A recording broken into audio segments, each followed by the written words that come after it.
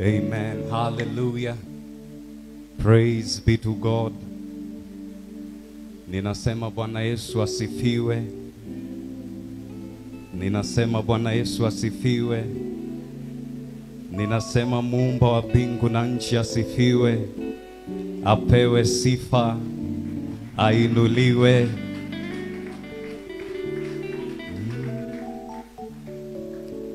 Hallelujah. Bila shaka tumekuja tena kumpatia ibada ya sifa. Tumekuja tena kumwabudu, manake tulisema kuabudu sio kipengele cha ibada, lakini kuabudu ni kila kitu ambacho tunafanya. Bwana Yesu asifiwe. Na kwa hivyo ningependa kabla tumpatie Mungu ibada ya sifa kwa dakika moja, ningependa geukia watu wawili watatu, waambie nimefurahia kukuona. Ninamshukuru Mungu kwa ajili yako. Patia watu wawili watatu ibada ya sifa, ibada ya sifa. It is good to see you. Kama haumjui jina, muulize anaitwa nani. Kama haumjui jina, muulize anaitwa nani. Na leo ni ibada ya kusoma, kwa hivyo naweza kuita nikuulize nani anaitwa nani.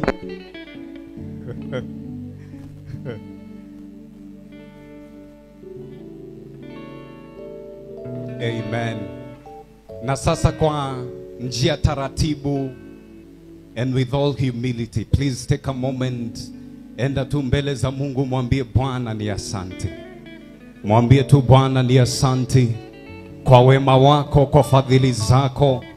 Mwambie Bwana ni asante. Mwambie Bwana ni asante. Mwambie Bwana ni asante. Bwana, unaponena adhuhuri hii ya leo, Bwana tunaomba utunene.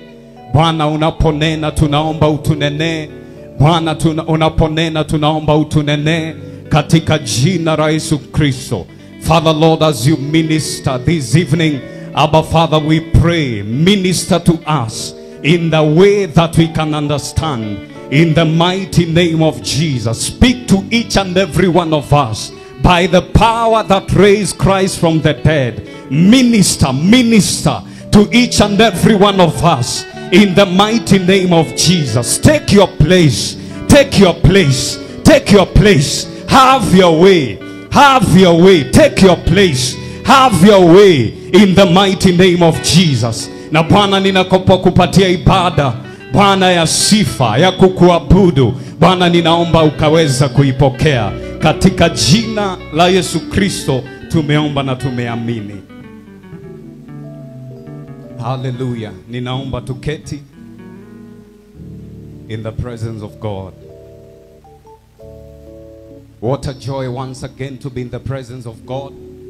Sichukuri virahisi ama vikawaida, but I know that standing here, it has taken the hand of the Lord. And so all the praise and all the honor goes to God. Praise be to God. Ninaomba mnisaidie na kusema amen. Vile vile nichukue nafasi hii, even in absentia, to honor the man of God, the servant of God over this house, Apostle Dr. Anthony Ngaruya. So even in absentia, let us appreciate him tafadhali katika jina la Yesu Kristo. And I can see that we have a man of God in this house, also in a special way. Let us appreciate the servants of God ambao wamejiunga nasi siku ya leo. Na kwa maana pia wewe umekuja, si uchukue tu dakika moja ujiambie asanti kwa maana nimefika. Watu wengine hamujipendi, si ujiambie tu asanti. Sawa, juu hiyo nimeona ikubariki. Sasa nisaidie kwa niaba ya aposto na kwa niaba yangu. Just ambia mtu mmoja asante kwa kuja. Amen. Hallelujah. Tunajaribu kuchukua coordinates ili tujue vile ibada itaenda. Bwana Yesu asifiwe. We don't move as we wish, we move as instructed. Praise be to God. Na jana tulianza mafundisho, na mafundisho ambayo tulianza, sijui kama kuna strings. Mafundisho ambayo tulianza jana, tulianza kuzungumza kuhusu kuabudu.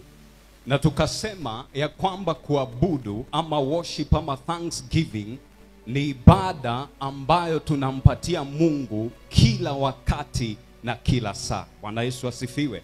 Na pengine kwa watu ambao hatukuwa pamoja jana ili tuendanishe leo, tulisema anything you do for the glory of God, that's your worship. Praise be to God. So it is not only what we do on Sunday, it is everything you do for the glory of God. Number 2, anything we do in obedience to God, that's your worship. Praise be to God. Na kitabu cha Colossians 3:17 maandiko yanasema whether you eat or you drink, whatever you do, do it for the glory of God. Praise be to God. And even so, anything you do, if it is to God, that's your worship. That's your sacrifice of praise. And I want to tell you that is not everything that we do that is for the glory of God. Kuna wakati mwingi ambao hata tunaabudu, lakini tunaabudu ili watu wajue kwamba tunatumika. That is not a sacrifice to God. It is a sacrifice to people. Praise be to God.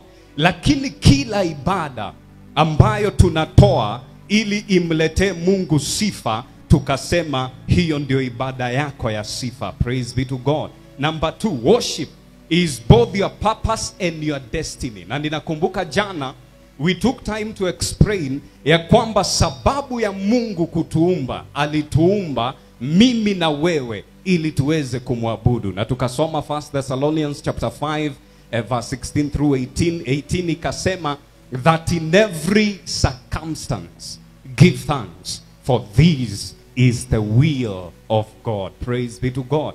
Na kila mtu ninaamini hapa hivi sasa unajua mapenzi ya Mungu na maisha yako. Hautakuwa unaishi kutafuta ati oh God show me what is your will for me.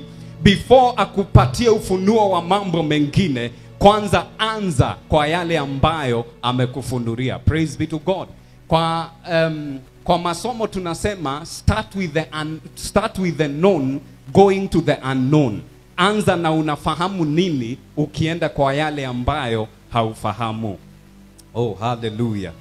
What a day. Na tukasema why do we praise? Na tukatoa sababu mbili. Tukasema maana Mungu ni Mungu, na sababu ya pili tukasema kwa maana ya matendo yake, who he is and what he does. Praise be to God. Na hivi leo ningependa tukimbie kidogo, manake leo ningependa tuguzie mambo mawili matatu ili tuweze kubarikiwa pamoja. Lakini kabla ya tufike hapo, unajua kuna ile wimbo ambayo kila mtu anakuaga nayo na ni anthem. Si mnajua anthem? Mimi kuna ile ninapenda, na kwa hivyo tukiendelea ninajua ya kwamba Mungu atatupatia muda. Lakini kwa dakika moja wacheni tu tumpatie Mungu sifa kwa wimbo huu katika jina la Yesu Kristo. Oh, hallelujah. Father, we bless you. Father, we give you praise. Father, we honor you. You deserve all the glory. You deserve all the honor. Father, Lord, from the rising of the sun to the setting of the same, your name is to be glorified.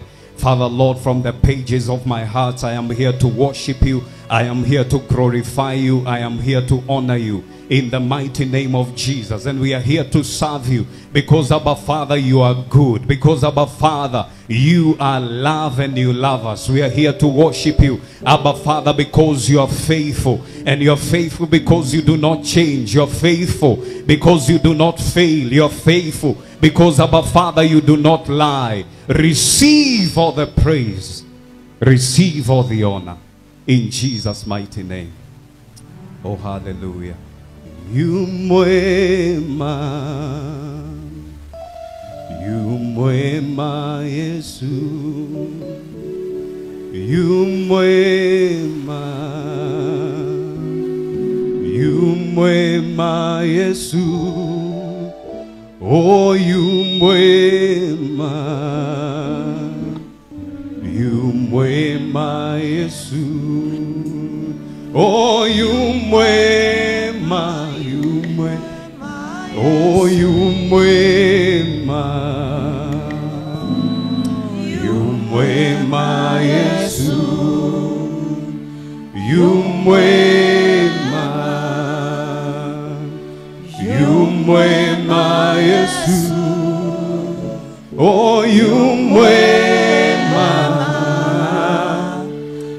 mwema Yesu.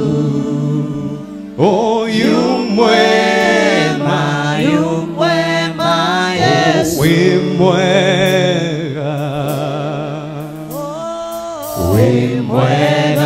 Yesu. Haleluya.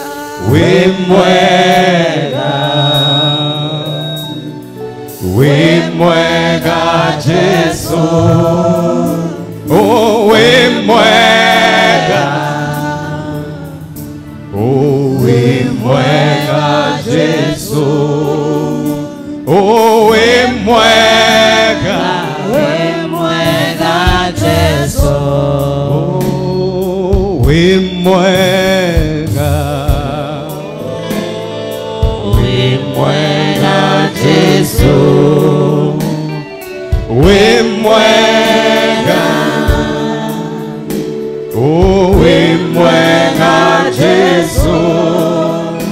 Oh, wimwega. Wimwega Yesu. Oh, wimwega. Wimwega Yesu. Mwema Yesu.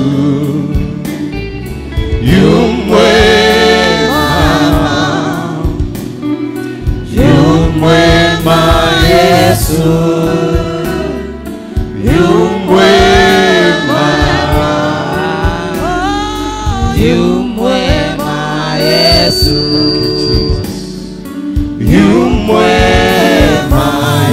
Mwema Yesu. Tafadhali ninaomba tuketi. Oh yes, now we are together. Now we are together in Jesus' mighty name. Hallelujah. Hallelujah. Who is to praise? Hapo ndipo ninataka tuanze leo. Ni nani anafaa kutoa ibada? Who is to praise? Na ujumbe wangu wa leo nimeupatia kichwa Judah first.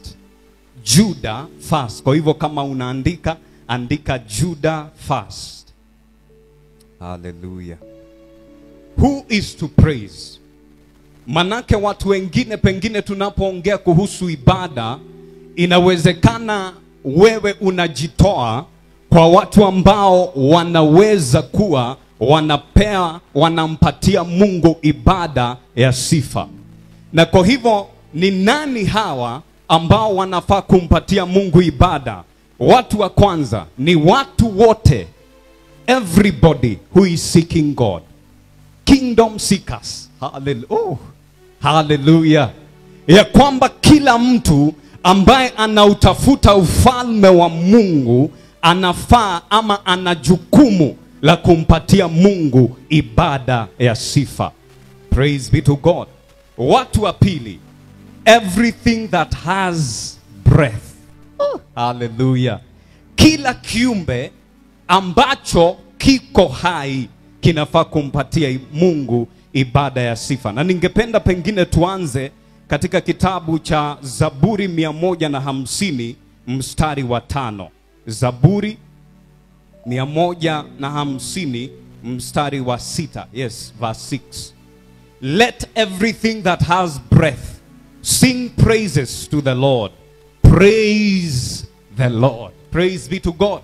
Na kwa hivyo qualification ya mtu kumpatia Mungu ibada ya sifa ni kuwa ya kwamba wewe uko hai. Hebu uliza mwenzako, uko hai? Unafaa kumpatia Mungu ibada ya sifa. Mwambie vizuri na make sure ya kwamba anasikia. Na ukiona huyo hasikii, maybe sio yeye unafaa kuzungumzia leo, unaambia huyo mwingine katika jina la Yesu Kristo. Number 2, kumbuka jana tulizungumzia why do we praise. Leo tumesema who is supposed to praise. Now the next thing is when. When are we supposed to praise? Tumpatia Mungu ibada hii wakati upi? When are we supposed to praise? Number 1, all the time. Hallelujah. All the time. Ya kwamba kila siku, kila wakati, kila siku, kila saa unafaa kumpatia Mungu ibada ya sifa. Na kwa masomo yako andika Zaburi 34, Psalms 34 verse 1. When are we supposed to praise? Number 2, kila wakati. Na jambo la pili, in every circumstance, kwa kila hali. Bwana Yesu asifiwe. Kwa kila hali. Na kwa hivyo nilikuwa ninataka kwanza tujibu mambo hayo matatu, kisha tuingie kwa ujumbe wetu wa leo, na ninaamini ya kwamba Mungu ataweza kutubariki. Oh, tumekuja kuzungumza na wewe, tumekuja kusemezana na wewe. Haja za mioyo yetu zijulikane na wewe Bwana, Bwana. Oh, kila tuombalo, kila tutakalo, matarajio yetu yako kwako tu. Tumekuja kuzungumza na wewe, tumekuja kusemezana na wewe. Haja za mioyo yetu zijulikane na wewe Bwana, Bwana. Judah fast. Mnajua ni ibada ya sifa. Kwa hivyo ukikaa unatoa wimbo, ukikaa unaimba kidogo. Praise be to God. Judah fast. Ningependa tuende katika kitabu cha Acts. Acts chapter 16. Acts chapter 16 na tutaanza verse 9. Oh, hallelujah. Acts, matendo ya mitume. Na ninapenda sana manake hiki kitabu kinaitwa Acts. Manake haya ni matendo, ni watu walifanya mambo ambayo tunaenda kusoma leo. Acts chapter 16 na tutaanza pale mstari wa 9 tukiteremka namna hiyo. Praise be to God. Actually wacheni tuanze mstari wa 16. Maandiko yanasema, one day as we were going down to the place of prayer, we met a slave girl who had the spirit that enabled her to tell the future. She earned a lot of money for her masters by telling fortunes. She followed Paul and the rest of us, shouting, "These men are the servants of the Most High, and they have come to tell us how to be saved." This went on day after day until Paul got exasperated that he turned and said to the demon within her, "I command you in the name of Jesus Christ to come out of her." And instantly it left her. Her master's hopes of wealth were now shattered. So they grabbed Paul and Silas and dragged them before the authorities at the marketplace. The whole city is in uproar because of these Jews. They shouted to the city officials, "They are teaching customs that are illegal for us Romans to practice." A mob quickly, we are in verse 22, a mob quickly formed against Paul and Silas, and the city officials ordered them stripped and beaten with wooden rods. They were severely beaten, and then they were thrown into the prison. Now listen from here. The jailer ambaye amewashika, the jailer was ordered to make sure they did not escape. So I want you to note number 1. The jailer was ordered, make sure these people do not escape. Praise be to God. Number 2, so the jailer put them into the inner dungeon. Wakawekwa pahali na kule ndani. Number 3, and clamped their feet in the stocks. Miguu yao na mikono ikafungwa kwa minyororo. Bwana Yesu asifiwe. Around midnight, sasa hapa ndipo nataka tuperekane pamoja. Around midnight, Paul and Silas were praying and singing hymns to God, and the other prisoners were listening. Ebu look up. Hii sitaki kupita leo, manake tumejifunza tunafaa kusifu. Sasa ninataka tuone tukishaanza kusifu, manake hili ni juma letu la kuomba na kusifu na kutoa shukrani. Tunapoanza kusifu ni nini ambacho kinaendelea? Around midnight, underline the word midnight, usiku katikati ama usiku wa manane, Paul and Silas were praying. That's one thing I want you to note. Were praying and singing hymns to God. Now, pia hii sitaki usahau. And all other prisoners were listening. Andika hiyo pahali. Wote ni wafungwa, lakini kuna wafungwa wawili ambao wanaimba, wanamsifu Mungu na wanaomba. Lakini wafungwa wengine bado walikuwa kwa zile gereza, wamefungwa the same, lakini wao walikuwa wakisikiza hawa wenda wazimu ambao wamekuja kuomba na kuimba usiku wa manane. Hallelujah. Hivi leo ninataka tujue na tufahamu the secret ya hawa watu. Sikiza mstari wa 26. The Bible says suddenly. Na Biblia ikaweka koma. Ebu ambia mwenzako suddenly. Hiyo ikai kama suddenly. Suddenly ni ghafla bin vu. Suddenly. Oh, hallelujah. There was a massive earthquake, and the prison was shaken to its foundation. Hallelujah. It will make sense. All the doors. Ebu ambia mtu mwenye mmekana, all the doors, milango yote, free open. Free open. And the chains of every prisoner fell off. Maandiko hayakutuambia ya kwamba ni milango ya pahali Paulo na Sila walikuwa wamewekwa. Hapana. Praise be to God. Maandiko hayakutuambia ni sengenge na chains, minyororo ya Paulo na Sila ilifunguka. Maandiko yametuambia minyororo ya wafungwa wote na milango yote ya gereza ikafunguka. How many people are praying and singing? To communicate. Tunajua mimi sio pastor, mimi ni mwalimu. Praise be to God. How many people are praying? Ni watu wangapi walikuwa wakiomba? Wawili. Haya. Suddenly there was a massive earthquake, and the prison was shaken to its foundation. All the doors immediately flew open, and the chains of every prisoner fell off. Hallelujah. Bwana, tunapolisikia neno lako tunaomba utunenee. Tupatie ufunuo wa ajabu. Na Bwana utupe uwezo wa kuwa watendaji wa neno lako katika jina la Yesu Kristo. Nimesema ujumbe wa leo, ningependa tujifunze kuhusu ujumbe nimeuita Judah Fast. Manake bado Judah inamaanisha kusifu. Praise be to God. Kusifu. Ebu mwambie mwenzako Judah. Huyo ameboeka, enda kwa mwingine. Judah inamaanisha kusifu.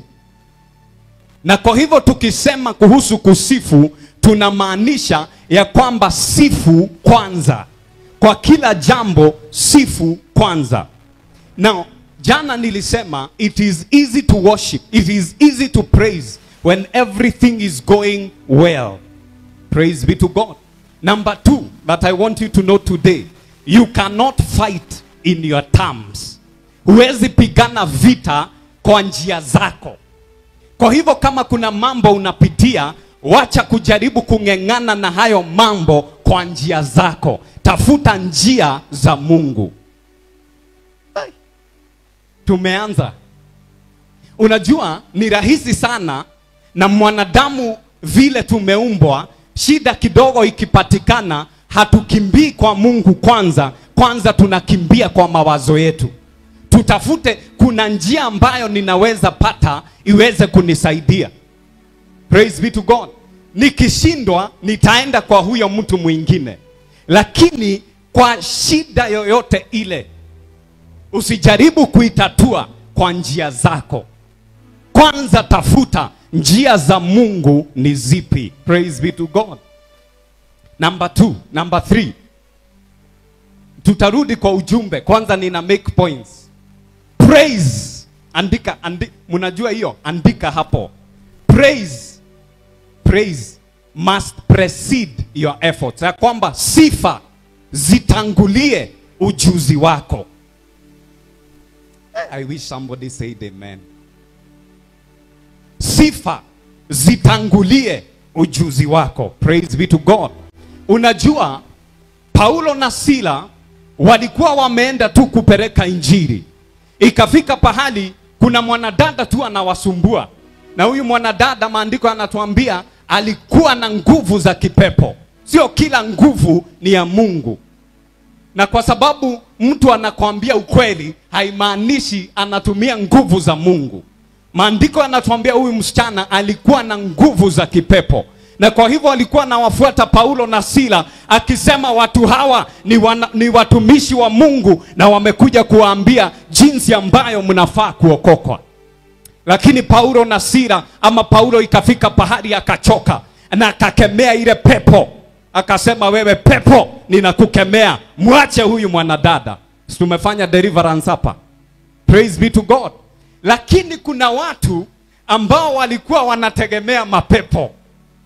Hii pepo ambayo ilikuwa kwa huyu msichana, kuna watu ilikuwa inatajirisha. Vile tu mtu ataenda kwa mganga ili wewe ajifaidishe na wewe. Sijui kama ninataka tuanze kuconnect. Pahali popote mtu anatumia nguvu za kishetani, ni mtu ambaye anataka advantage kukuliko. Kwa hivyo utapata kama ni kazi, kuna mtu ataendea nguvu za giza. Kwa hivyo utapata kama ni biashara, kuna mtu ataendea nguvu za giza. Na hata kwa ndoa siku hizi, kuna mtu ataendea mapepo, ili ukimwangalia hivi mokona ni huyu. Praise be to God. Kwa hivyo kuna watu walikuwa wanajitajirisha kwa sababu ya pepo ambayo huyu mwanadada alikuwa anatumia kuambia watu kesho itakuwa namna gani. Na kwa hivyo Paulo na Sila, kwa sababu wametoa kazi ya Mungu, kwa sababu ni watumishi wa Mungu, wakashikwa, wakafungwa na wakapigwa vita mbaya. Kwa hii injili kuna vita. Na ukikaa vibaya unapigwa. Na ndio maana siku hizi kwa deliverance we deliver in wisdom, ama with wisdom. Sio kila pepo unaona unakimbia kutoa. Zingine lazima ungoje Mungu anataka aje na hii. Tisio the irutago. Praise be to God. Kama unajua hata wokovu Mungu anatuambia nyinyi hubirini. It is open kwa mtu yeyote ambaye anataka. Whether wewe ni Muhindi, ni Muislamu, ni mtu ambaye anafanya nini? Anataka. Praise be to God. Paulo na Sila wamepigwa vita na wametendewa unyama. Maandiko yanatuambia ya kwamba wakawekelewa na wakafungwa. Bwana asifiwe. Lakini Paulo na Sila kama watumishi wa Mungu, tumekuwa tukizungumzia sifa. Hawa ni watu wenye walisema sisi hatutajua tu kuna nguvu katika sifa, kwa sababu tunajua nguvu ya maombi, kwa sababu tunajua kuhusu sifa. Sisi mahali ambapo wametuweka tutazitumia. Maombi na sifa ni silaha ambazo tumepewa. Na kwa hivyo hawa wakaamua sisi hatutakuwa tu tunazisikia Jumapili. Hatutakuwa tu tunakuja Jumapili ndio mtumishi anatukumbusha kuna nguvu katika maombi. Hapana. Hapa penye wametufunga, tutaanza kuomba na tutaanza kusifu. Praise be to God. Kwa hiyo shida penye tumewekwa, penye umesukumwa na maneno, kwa hiyo mambo ambayo haiendi vizuri, kuna siri ambayo umejua lakini sijui kama umekuwa ukiitumia. Maombi na kusifu. Kwa hivyo usiku wa manane wazee wawili wakaanza kusifu, wakaanza kumuomba Mungu, wakaanza kusifu, wakaanza kumuomba Mungu. Usiku wa manane walikuwa wanasema, God you are faithful, for you do not lie, you do not change, and you do not fail. Haijalishi kama tuko gerezani, Mungu kila nguvu na kila uwezo ziko mikononi mwako. Usiku wa manane wamefungwa miguu na mikono. Usiniambie maneno haiendi vizuri, lakini wewe miguu yako inaweza ruka. Usiniambie mambo haiendi vizuri, lakini miguu yako na mikono yako inaweza kumpatia Mungu sifa. Hapa kuna watu wawili wakajua ndio mumetuweka gerezani, na in fact wakiwekwa gerezani ilisemekana, make sure hawa watu muwaeke pahali hawawezi potea. Watu wengine wenu shetani ama waweka pahali kwa kila njia, aki wewe uwezi toka. Mumefungiwa mahali, unajaribu biashara kila siku, no way. Praise be to God. Wengine wetu tumefungiwa kwa maneno ambayo aki wewe unajua. Wanadamu wakiitwa watu ambao wako na bidii, wewe uko na bidii. Lakini kwa nini hata bidii yako haina mazao?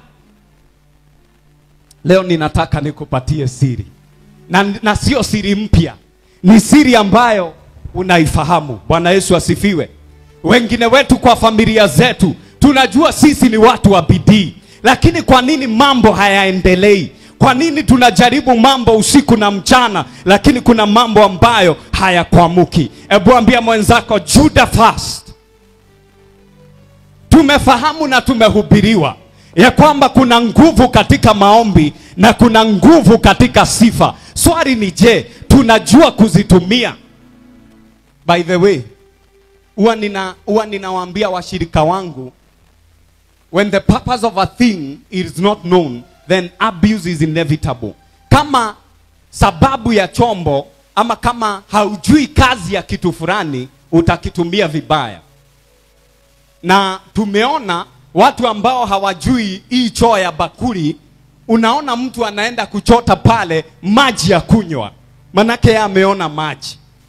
Manake kwa nini? Hajui kazi ya ile kitu, yeye anafikiria tu ni nyungu ya maji.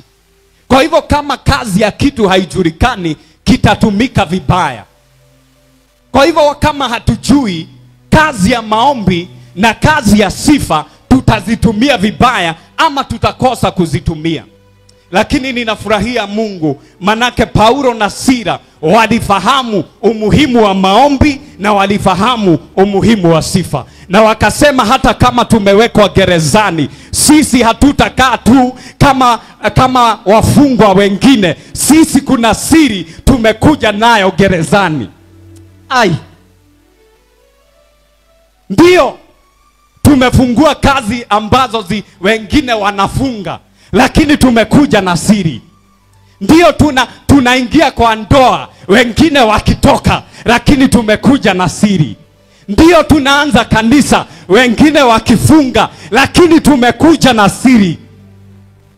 What is the secret? Kuna kuomba na kuna sifa. Sasa sikia jinsi maandiko yanasema. Walipoanza kuomba, walipoanza sifa, ghafla bin vu, milango ya gereza ama gereza zikapata mtikiko ama mtikisiko. Suddenly the foundations of the prisons were shaken. By the way, wengine wenu mumejaribu mambo mingi, lakini I tell you, listen to the word today. Praise be to God. Ya kwamba ni usiku wa manane, ndio mumetuwekelea, ndio mumetupiga, ndio mumefanya kila kitu, lakini hata hapa ambapo tuko tunafahamu siri, na siri ni kuomba na kumwabudu Mungu. Kwa hivyo wakaanza kuomba, wakaanza kumwabudu, wakaanza kuomba, wakaanza kumwabudu, wakisema, Bwana uliniumba nikuabudu. Bwana ulituumba na sisi tutakuabudu. Usiku wa manane, wafungwa wengine wanasema wacha tusikie hawa wenda wazimu. Hawajui tumekuwa miaka ngapi gerezani. Hawajui hii biashara tumefanya miaka ngapi. Hawajui hii kitu tumejaribu miaka ngapi. Lakini nimekuja kukuambia, haijalishi wao wamepitia nini. Kama wewe unajua siri, tumia siri yako. Praise be to God. Use your secret because it is your weapon. Judah first. Maandiko yanasema milango ya gereza ikafunguka. Milango ya gereza ikafunguka, nayo minyororo. Hawa watu hawakuhitaji mambo mingi. Walihitaji tu kujua tukiomba na tukisifu minyororo inafunguka. Tukiomba na tukisifu milango ya gereza walipotufungia inaweza ikafunguka. Kutoka leo usistuliwe na wachawi. Wacha wafanye ganga zao, maana wewe unajua siri. Wao wakifanya uganga, sisi tunaabudu, sisi tunasifu, sisi tunamuinua. Praise be to God. Na hivyo ndivyo Paulo na Sila walifunguliwa. Maandiko yanasema milango ya gereza ikafunguka. Na by the way, haikuwa inafunguka ili wapotee. Hawakupotea. Walikuwa tu wanataka kuambia kuna Mungu ambaye tunajua, hakuna nzito kwake. Praise be to God. Kuna mtu amejaribu mambo mingi lakini haiwezekani. Umejaribu biashara inakwama. Ukiingia hata kabla kwanza ya kupiga kelele, ukifungua tu hivi mlango, anza na sifa. Ambia Mungu tunakuabudu. Mungu tunakuinua katika biashara hii. Wewe ndiwe Mungu. Let your praise go before you. In fact, in the book of Judges chapter 20, I think verse 18, maandiko yanasema wana wa Israeli walikuwa katika vita. Nao wakamwendea Mungu, wakamuuliza Mungu, ni nani anafaa kututangulia katika hii vita? Mungu mwenyewe pale Judges chapter 20 verse 18 akawaambia, wacha Juda watangulie, wacha watu wa sifa watangulie. Praise be to God. Ninajua vita inawekwa watu, inawekwa wanajeshi mbele, lakini inafikanga mahali sio vita ya bunduki. Ukisha fahamu ya kwamba vita hivi sio vyangu, when you know that the battle is not yours, you do not fight the same. Ndio biashara zinafungwa, lakini mimi Mungu nitakusifu hadi nione muujiza. Ninajua leo niliamuka sijihisi vizuri, lakini kwa nguvu ambayo niko nayo, Mungu nitakusifu. You know, tumefunzwa kusifu wakati kila kitu kiko sawa. Sasa andika hapo, we don't praise because things are good. Na hii sitaki usahau. Huwa hatuabudu, huwa hatusifu manake kila kitu kiko sawa. Ukisha jua ya kwamba sifa ni silaha, this is what you do. Na ngoja watu ambao wanaandika waandike ili nifike hapo. We do not praise because everything is going well. We praise for them to go well. Gai. Kamushogire. Hatutoi sifa kwa sababu maneno yote yamekuwa mazuri. Tunamtolea Mungu sifa ila kila kitu kiende vizuri. Bwana Yesu asifiwe. Kwa hivyo ukiona maneno haendi vizuri, ingia mahali pako sirini, anza kuomba, anza kumwabudu, anza kuomba, anza kumsifu hadi mambo yakae sawa. Praise be to God. Sasa acha niseme hivi, if you want the results of, wewe ni mtu wa sifa. Kama unaona wewe sio mtu wa sifa, watu wa imani wakiitwa usiende. Wewe unajua imani sio kusema ati mimi ni mtu wa imani. Imani ni matendo. Na tendo la kwanza kama mtu wa imani ni hata kama maneno haendi vizuri, wewe unakuwa mtu wa sifa. Praise be to God. Praise is your weapon for the battle. Praise is your weapon for the battle. Nikimalizia, nilikuwa nimesema kuna jina midnight ambayo tuliona pale, usiku wa manane. Hebu niangalie kikambili. Unajua katika maisha ya mwanadamu, kila mtu anakuanga na ka season kenye kanakuaga na giza sana. Praise be to God. Haijalishi umeokoka, unaenda binguni jioni unarudi. Kila mwanadamu, in fact hata in the book of Job, maandiko yanatuambia ya kwamba imekusudiwa mtu apitie matatizo na majaribu. Kwa hivyo kama mwanadamu, ninajua hata pengine uko hapa na unapitia mambo mazito. Unaangalia mbele, unaona giza. Unaangalia nyuma, unaona giza.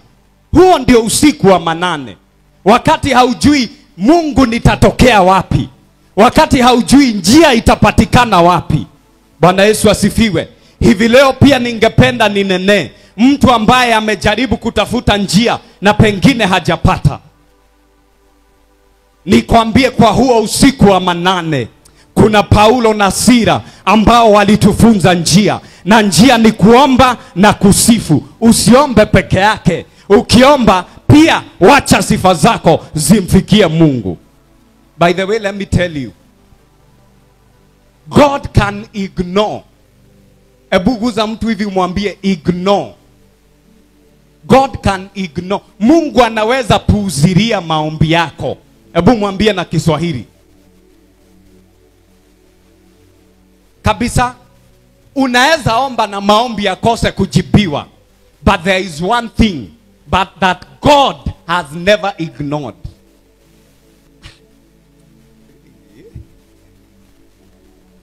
God can ignore your prayer, but he will never ignore your praise. Unaweza omba na uishi kwa maombi miaka 10, lakini utakapoanza sifa, Mungu anauliza ni nani huyo? Because sijui kama mnafahamu, praise. Ebu guza masikio, jiambie sikia hii. Praise is the only thing that you can give God that God has not given you. Kila kitu kingine ni Mungu amekupatia. Ukiongea kuhusu muda, ni Mungu amekupatia. Ukiongea kuhusu afya yako, ni Mungu amekupatia. Lakini sifa, na ndio maana kila mtu ulimwenguni anataka kusifiwa. Shetani anang'ang'ania sifa zako, manake anajua hata yeye kila kitu kingine anaweza pata. Shetani anampeleka Yesu juu, anamwambia niabudu na kila kitu nitakupatia. Praise be to God. Ya kwamba sifa ndicho kitu ambacho unaweza kumpatia Mungu, ambacho Mungu hajaweza kukupatia. Kwa hivyo unaposifu, it is so special, because that's your love to God. Huo ndio upendo wako kwa Mungu. Huo ndio kunyenyekea kwako kwa Mungu. Praise be to God. Sijui kama tunaelewa. Hallelujah. Midnight, usiku wa manane, ni usiku katikati. Sasa sikia hii revelation. Kila siku, your tomorrow and your yesterday, jana yako na kesho yako, kuna kitu kiko pa katikati. Kitu kinaitwa midnight. Ili tuingie kesho, kama hata leo, ili tuingie kesho, kuna wakati ambao tutapita unaitwa midnight. Praise be to God. Ni kitu ambacho kinagawanya jana yako na kesho yako. Kwa hivyo maandiko yakituambia kulikuwa usiku wa manane, ilikuwa hiyo midnight. Maandiko pia yanatukumbusha ya kwamba ukitaka kutoka jana uingie kesho, kuna siri.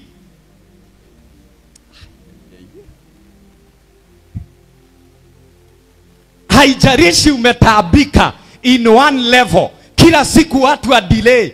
Unajua delay? Watu wa delay wakiitwa wewe unatokea. Leo nimekuletea siri.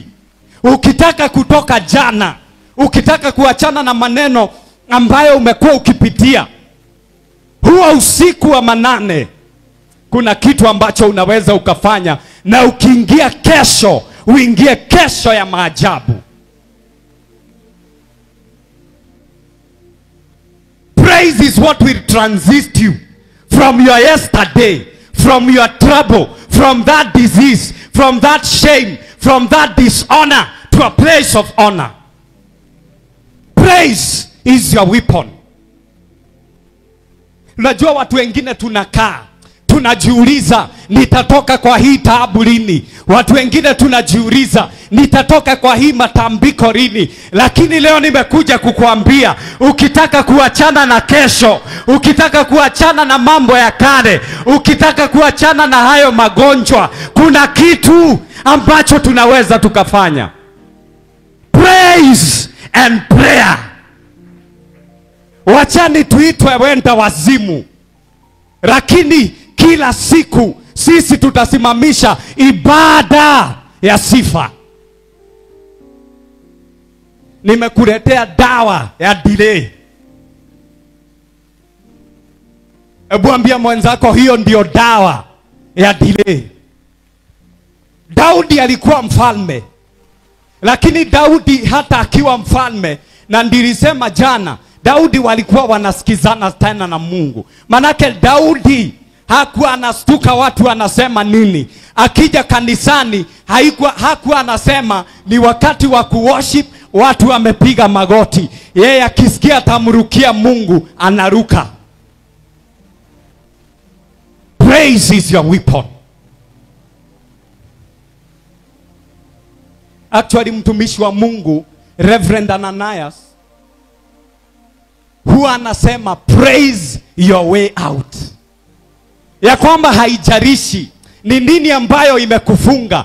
Kama Paulo na Sila ulifungiwa pahali na ukasemekana mutigirire haha dakanaume, I have come to bring you away, that unaweza toka kwa minyororo yote, utoke kwa shida zote, utoke kwa magonjwa yote katika jina la Yesu. Praise is your weapon. Kuna watu walienda kwa waganga na wakasema make sure hii biashara isiwahi endelea.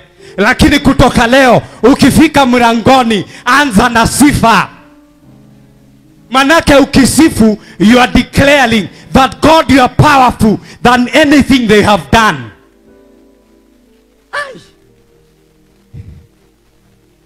Sifa ni kusema Mungu uko juu, that the name of Jesus is exalted above every other name. That as you declare the name of Jesus, ukifungua hiyo biashara, hakuna nguvu iko juu ya nguvu za jina la Yesu. As you praise and unajua ukifungua biashara and you are telling God you are faithful, do you know what you are saying? You are telling God you are the promise keeper and you cannot lie. I'm opening the business today, and you have said that all good things will follow they that believe. Usikwame tena kwa biashara, ingia kwa sifa. Haya, watu wa pili ni watu ambao wewe unajua kwenu kuna watu wamefungwa.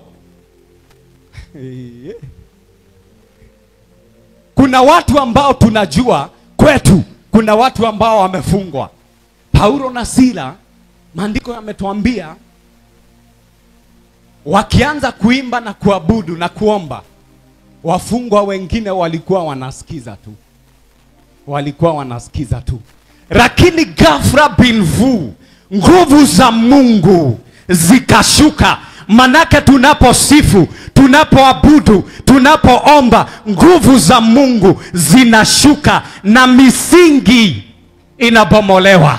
Na maandiko imetuambia kwa wafungwa ambao walikuwa wanaomba na kuimba na wafungwa ambao walikuwa wanasikiza, wote walifunguliwa. Haijalishi kwenu mumefungwa wangapi, when you take up your place in your praises, ukianza kumwabudu, hata hao wengine, ukianza kuabudu, hata hao wengine unatangaza wafunguliwe. Ukianza kusifu, ukianza kuabudu, bwana yako anaweza kuwa tu anasikiza, lakini ukianza hata yeye siku moja ataamuka ashangae, usikie direta gothi nawe kanitha, nataka twende na wewe kanisani, manake nguvu zilishuka. Na maandiko yanatuambia nguvu hazikushuka gerezani, nguvu zilishuka kwenye misingi. Sijui kama mnajua how powerful that is.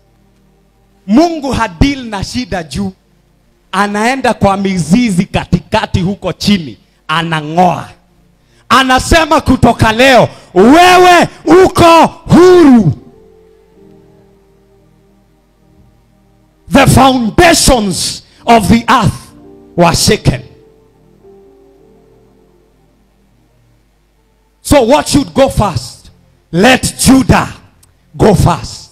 Mumetangaza vita, lakini sitaanza na nguvu zangu, sitaanza na pesa zangu, sifa zitanitangulia. Ndio mumeenda kwa wachawi, sitatafuta mchawi mwingine, sitaenda kwa shida zingine. My praises will go first.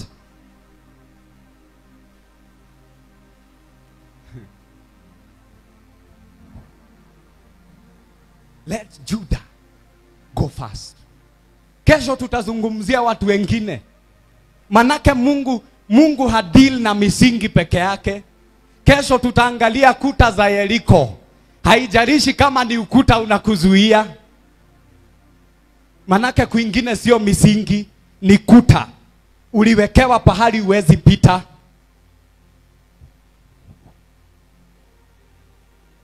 Praises, praises, praises. Na kuabudu sio kusema Father we praise you. It's praise. You know, kuna watu wanaabudu kwa kusema tunaabudu. Kuabudu ni kumuita Mungu. Unajua wazee 24 wanainama na kuinuka wakisema nini? That's how we worship. Who God is and what he has done. Praise be to God. Kwa hivyo kuna kitu, ebu andika hapo, tumeona kulikuwa na earthquake, mtetemeko wa ardhi. Andika kutoka leo, kuna kitu ambayo nimeita faith quake. Ni earthquake, sasa instead ya earth andika faith quake. Ya kwamba huu ni mtetemeko wa imani. Nasikia hiyo kitu kuwa tamu haki gai. Mtetemeko wa imani ni wakati ambapo ukiwekwa pahali ambapo hauwezi jitoa, unaleta mtetemeko wa imani. Na unaleta aje mtetemeko wa imani? Unaanza kuomba na unaanza kusifu. As from today, usiwahi fungwa na chochote. Ukiitiwa kazi, kabla uende kazi, weka makaratasi yako chini, kwanza sifu. You are declaring the victory of God even before uende. Kama ni kwa biashara, venye tumesema, kama ni kwa kitu imekataa, imekwama, anza na sifa. Na kwa maandiko, hakuna mtu ambaye alisifu alishindwa. And so I dare say, you will not be the first. Hautakuwa mtu wa kwanza kushindwa. Bwana Yesu asifiwe. Oh Father, we bless you. Father, we thank you. You're worthy of all praise. You are holy. You are powerful. You are mighty. Nimeona wema wako, nimeona fadhili zako we Bwana, nasema asante. Oh, asante, wewe ni mwema. Asante Bwana, nasema asante. Ukipatana na mambo ambayo hauwezi, anza kuimba na uanze kuambia Mungu, bare notia kwa ene yaku mwathani. You are declaring the power of God even before you begin. Ya kwamba vita hivi ninapiganiwa na Bwana. Ya kwamba ugonjwa huu ninaponywa na Bwana. Ya kwamba shida hizi ninatatuliwa na Bwana.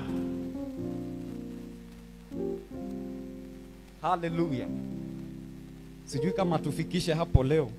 Oh yes. Wacha tutaendelea kesho.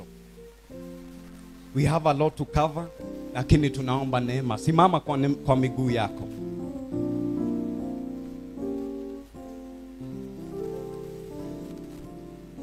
Ebu silence ya dakika 2.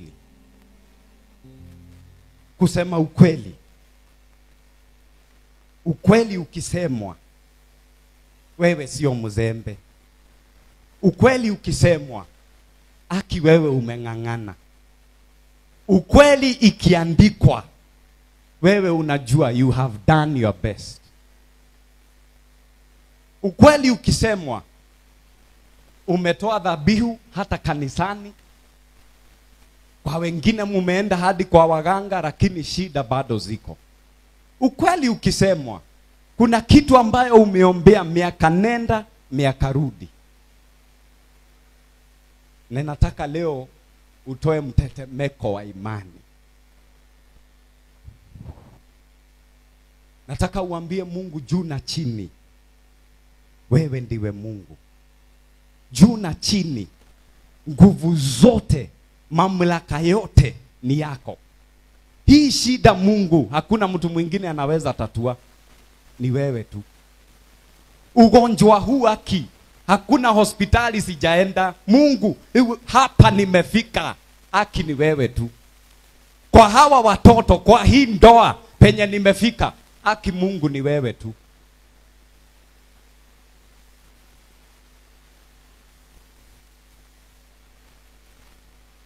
Na unajua, we will never praise God the same way. Hata kama muko kwa ndoa, hamutawahi abudu the same. Manake kila mtu anamjua Mungu wake. Kwa hivyo hapa, kuna mtu tu ataabudu na kulia. Kuna mwingine wanga anaabudu na kuruka. Manake kuna pahali alirukishwa. Kuna mtu anajua leo ako uhai juu tu ya Mungu, hakuna sababu ingine. Na kuna mtu mwingine hapa, akina ile maneno umefanya kwa hii dunia, hufai kuwa hapa. Sisi wote Mungu amekutana na sisi kwa njia tofauti. Kwa hivyo ningependa tu kwa hata nyinyi, hii haikuangi na special, ningependa tu uchukue dakika 3. In that thing enye imeshindikana, omba na usifu. Declare the goodness of God. Declare the power of God. Declaring in the name of Jesus. Kwa jina la Yesu. And I'm telling you, hautahitaji deliverance nyingine. Kwa hiyo kitu yenye imekwama, sasa hii ni yako na Mungu. Ni wakati wako kujifungua. Ni wakati wako kuteremsha baraka yako. Uko tayari? Kwa dakika 1 fungua kinywa chako. Praise God the way you know how. Praise God the way you know how. If you can kneel down, it is okay.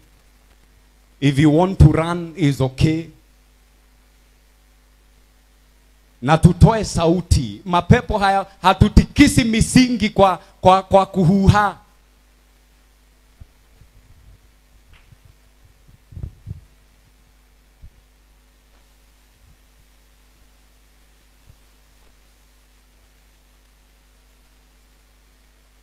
Mpe Bwana sifa, mpe Bwana sifa. kabla ufike kwa mambo ambayo unataka akufanyie, kwanza mpatie sifa. Kabla ufike kwa mambo ambayo unataka akung'oe, kwanza mpatie sifa. Mpatie sifa. Mpatie sifa. Mwambie Bwana juu na chini, wewe ndiwe Mungu.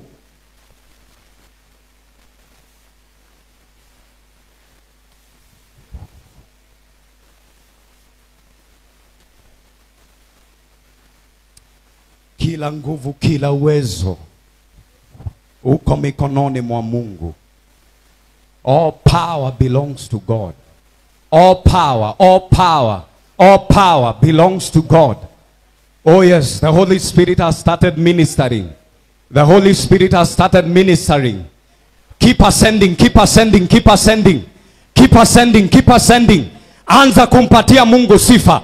Anza kumpatia Mungu sifa. Ambia Mungu, sitaki hii aibu tena.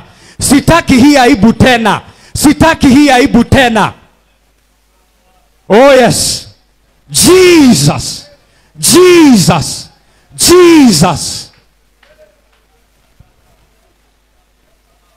Jesus.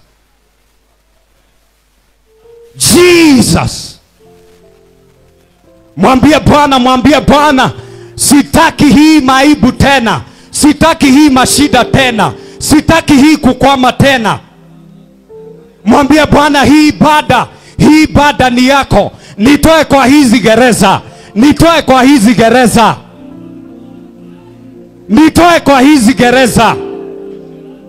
Nitoe kwa hizi gereza.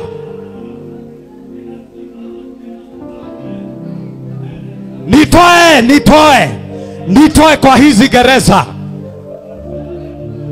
Wachilia power ya Mungu. Wachilia moto wa Roho Mtakatifu. Wachilia moto.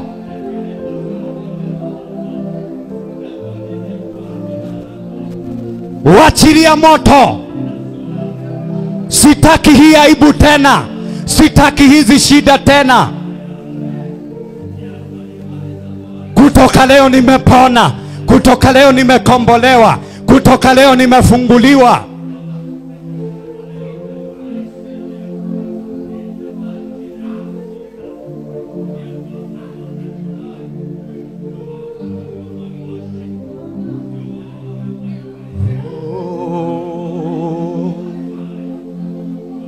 We give you glory, Lord, as we honor you. We give you glory, Lord, as we honor you. You are wonderful. You are worthy, oh Lord. You are wonderful. You are worthy, oh Lord. Declare He is wonderful. Woo! Oh my God, oh my God, oh my God. Tingiza misingi.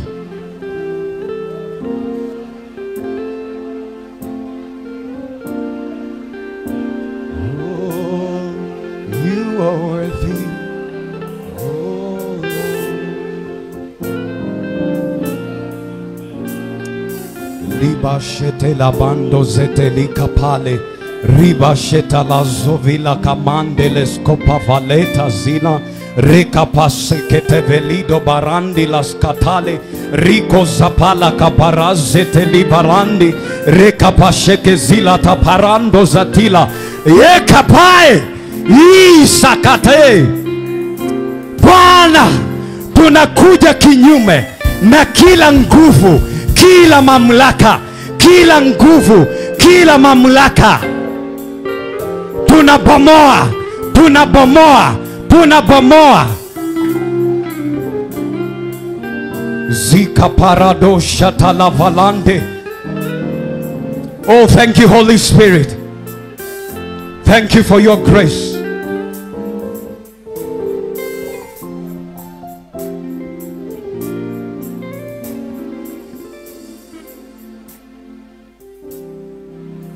Unaweza ukakuwa hapa Umeomba miaka mingi, umengoja miaka mingi. Umekuwa ukishangaa siku yangu itafika lini? Siku yako imefika leo. Na tunatangaza katika jina la Yesu. Kama uko hapa na umefungwa, katika jina la Yesu tunatangaza ukombozi. Kama uko hapa umeng'ang'ana kutosha lakini mambo hayakuendei vizuri, tunatangaza katika jina la Yesu, kupitia nguvu za Roho Mtakatifu tunatangaza ufunuo na tunatangaza ufunguriwe katika jina la Yesu Kristo. Na nikiketi nikigwaita praise and worship team ili tuendelee tu katika hiyo neema na katika hiyo ibada, ningependa tuimbe nasema asante, nasema asante, twasema asante, ewe Mungu wangu, ewe ni Alfa na Omega.